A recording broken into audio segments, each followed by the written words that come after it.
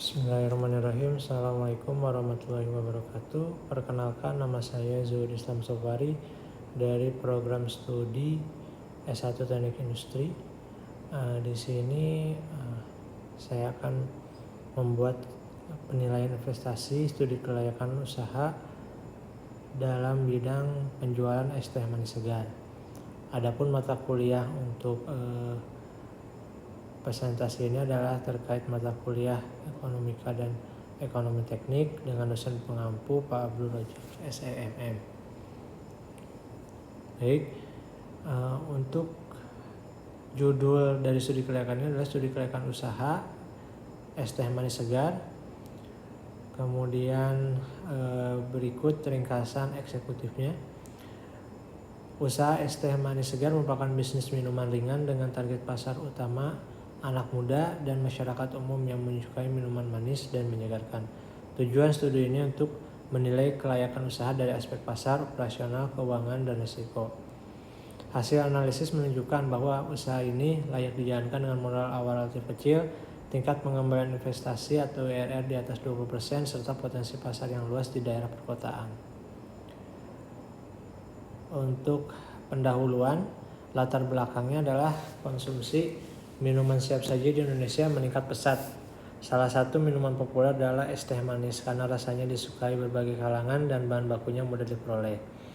Rumusan masalah, apakah usaha jualan es teh manis segar layak dijalankan dari aspek pasar, operasional, dan finansial?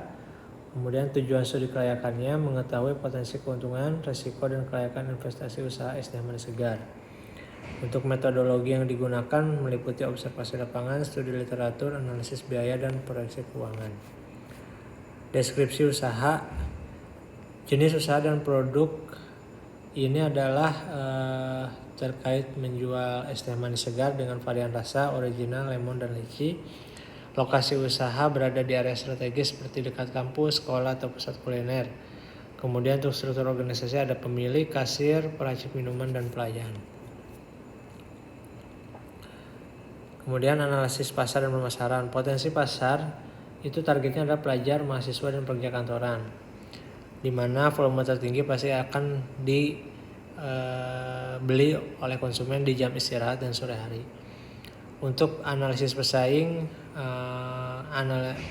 adalah terkait pedagang yang menjual es Thai tea, teh Thailand, teh boba, dan es teh franchise.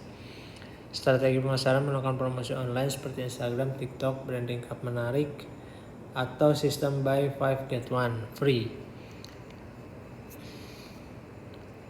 Kemudian aspek operasional. Untuk proses produksi, menyeduh teh premium dengan air panas, mencampur gula cair dan es batu, menyajikan dalam cup berlogo usaha. Alat dan bahan seperti dispenser, air panas, wadah, blender, cooler box, dan alat press cup. Kemudian untuk bahan teh ceruk premium, gula pasir, air mineral, es batu, dan perasa buah. Untuk manpowernya sendiri 2-3 orang, tapi aktualnya mungkin hanya 2 orang saja cukup. Kemudian aspek keuangan dan investasi. Estimasi investasi awal itu ada di total 10 juta, dibagi dari peralatan, booth dekorasi, bahan awal, dan modal kerja selama 1 bulan. Total adalah 10 juta rupiah. Kemudian aspek keuangan dan investasi dari arus kas. Penjualan rata-rata itu di 15 juta per bulan, biaya operasional di 8 juta per bulan, maka laba bersihnya adalah 7 juta per bulan dengan asumsi pertumbuhan penjualan per tahun 5%. Sehingga arus kas yang didapatkan untuk tahun 0 itu 10 juta, tahun ke-1 itu 84 juta, tahun kedua 88 juta 200, tahun ketiga 93 juta 610 ribu rupiah. Kemudian untuk nilai net present value-nya dengan tingkat diskonto 20% itu tahun pertama di 1,00 dengan nilai 10 juta, tahun kedua 0,833 dengan nilai 69.972.000, untuk tahun kedua 0,694 61.183.000, dan tahun ketiga itu di 0,579 dengan nilai sekarangnya itu 54.216.000, sehingga dilihat dari hasil tersebut total net present value-nya adalah 175.371.000 bernilai positif, sehingga bisa disimpulkan usaha layak dijalankan. Kemudian untuk IRR-nya adalah di mana pengambilan NPV sama dengan 0, maka didapatkan nilai IRR-nya itu adalah 147%, sehingga 147% lebih besar dari 20% diskontonya, sehingga usaha ini adalah layak dijalankan. Untuk payback periodnya sendiri, investasi awal dibagi arus kas tahunan, didapatkan waktu 1,5 bulan untuk bisa modal kembali, sehingga ini waktu yang relatif sangat cepat untuk menjalankan usaha.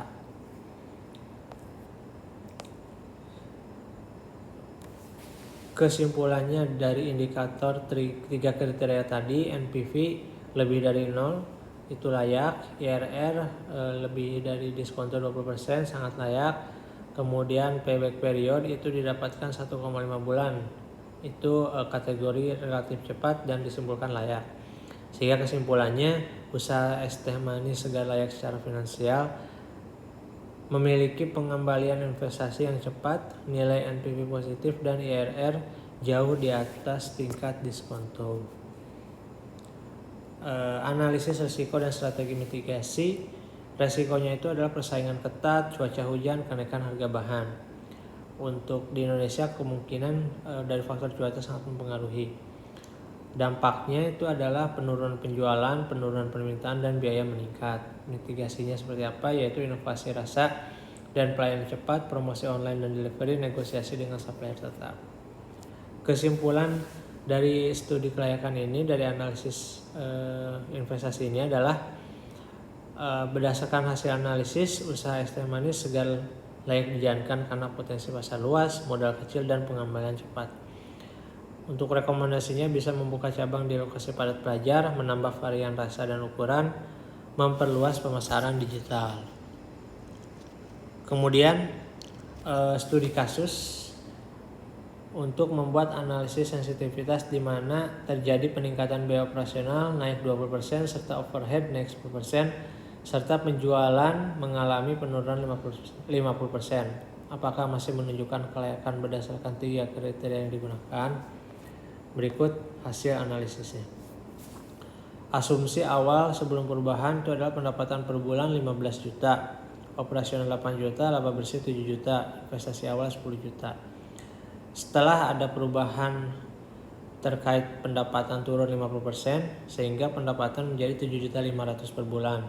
Biaya operasional naik 20% sehingga 9.600.000 per bulan. Overhead naik 10% menjadi 10.560.000 per bulan. Maka dihitung laba bersih per bulannya menjadi minus atau rugi karena tidak ada nilai positif yang didapat. Kemudian total arus kas tahunan pun karena labanya tidak ada, sehingga tahunan pun akan menjadi rugi. Menjadi tahun pertama minus 36.720.000 ini ruginya. Kemudian untuk net present value negatif 62.210.000 sehingga tidak layak dijalankan.